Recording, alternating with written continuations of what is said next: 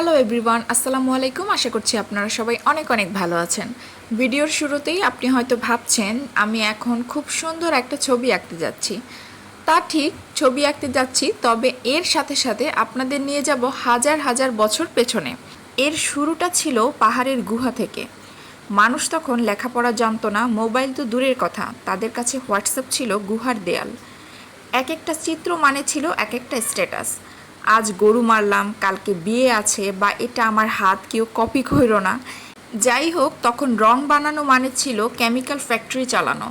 লাল রঙের জন্য নাকি কোক চিনিল পোকা চটকে জুস বের করা হতো। এক একটা আর্ট মানে 50টা পোকা স্যাক্রিফাইস। এখনকার অনেক পেইন্টে বলা হয় no animals were harmed, but তখন এক একটা চিত্র প্রদর্শনী মানে হচ্ছে অগণিত পোকাদের গণহত্যা।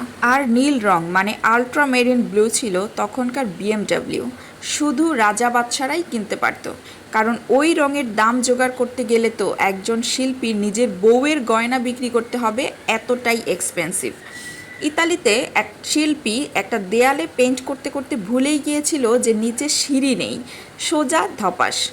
কিন্তু মজার বিষয় হলো ওই ছবিটাই হয়ে গেছে রেনেসা যুগের ক্লাসিক, মানে গিরে পড়েই হিট। এদিকে মাইকেল অ্যাঞ্জেলো তো বিশাল চিত্র বানিয়েছিলেন সিস্টিন চ্যাপেলের ছাদে। ছাদে শুয়ে রং করেছিলেন 4 বছর ধরে। জানেন কি বলেছিল শেষে?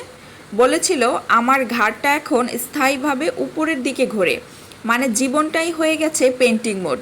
আধুনিক যুগে এসে এক শিল্পী গ্যালারিতে নিজের আঁকা চেয়ারে বসে পড়েছিলেন। লোকে ভাবলো ওটাই হয়তো আর্ট।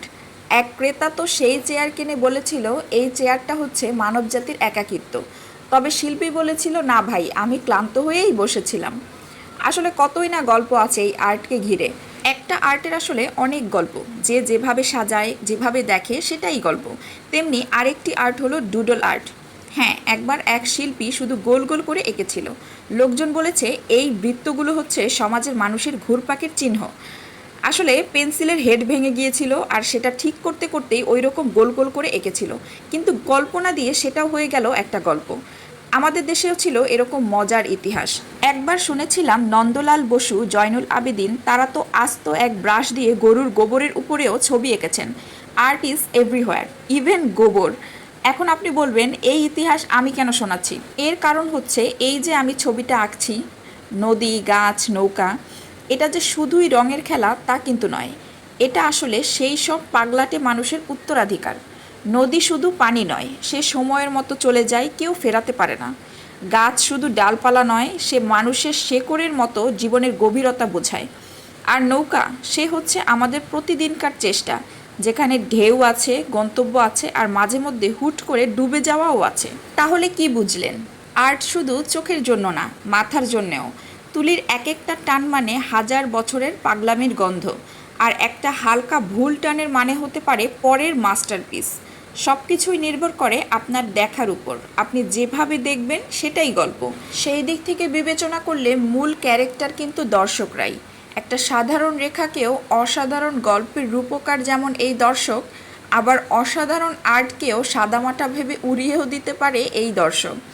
শেষে একটা কথা বলি, আর্ট কখনোই শুধু ছবি নয়, এটা একটা নীরব নাটক, যেখানে তুলি হচ্ছে লেখক আর রং চরিত্র, আর দর্শক সে হচ্ছে আসল অভিনেতা, যে নিজের মতো করে এই ক্যানভাসে নিজের গল্প খুঁজে নেয়। তাহলে আর্টিস্টের অবদান কি?